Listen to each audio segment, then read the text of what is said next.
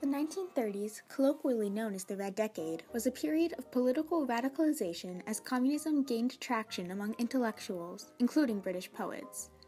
Rod Mangum details some of the reasons for the rise of communist ideals in Britain, including the uncertainty of the Great Depression and the generation's frustration over World War I, in which young men felt they would be unfairly sacrificed to serve their parents' generation. This reaction against what Edwin Roberts calls the Old Order, coupled with the generation's fears of fascism and a Second World War, made communism a very attractive alternative. Mangum notes that British poets, more than ever before, were compelled to take sides on political issues and to express those views through their work. While not all poets actively pursued a political agenda, many of them found creative ways in which to react to the political climate of the time. One of the most notable poets of this time was W.H. Auden, shown here on the right next to fellow writer Christopher Isherwood.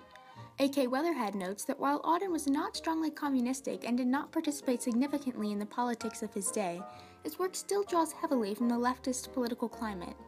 Michael O'Neill calls upon Auden's "May with its light behaving" to highlight the phrase, "The real world lies before us," echoing Milton's Paradise Lost. In the final lines of the work, as Adam and Eve leave the garden, Milton writes, "The world was all before them." O'Neill notes Auden's addition of the word "real," suggesting what he calls the post-Edenic nature of the world, a world that is far from perfect and that involves choice. Mangum writes that Auden was also interested in the communistic image of the spy, as were many members of his circle, for its themes of isolation and lies. Auden's The Secret Agent reads in part, "Control of the passes was, he saw, the key."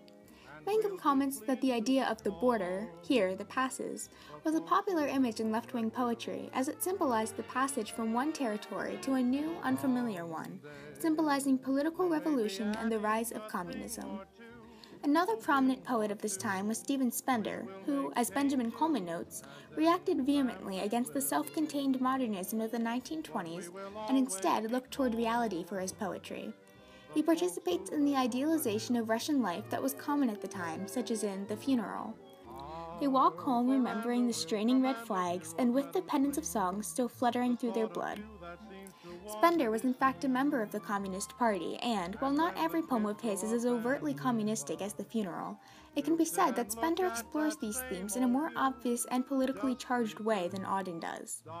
The Red Decade was a fascinating time in both political and literary history, and the interaction between these two spheres spawned a generation of poets, such as Auden, C.D. Lewis, and Stephen Spender, pictured here, who challenged pre-existing poetical conventions and left a lasting legacy of a country at a crossroads.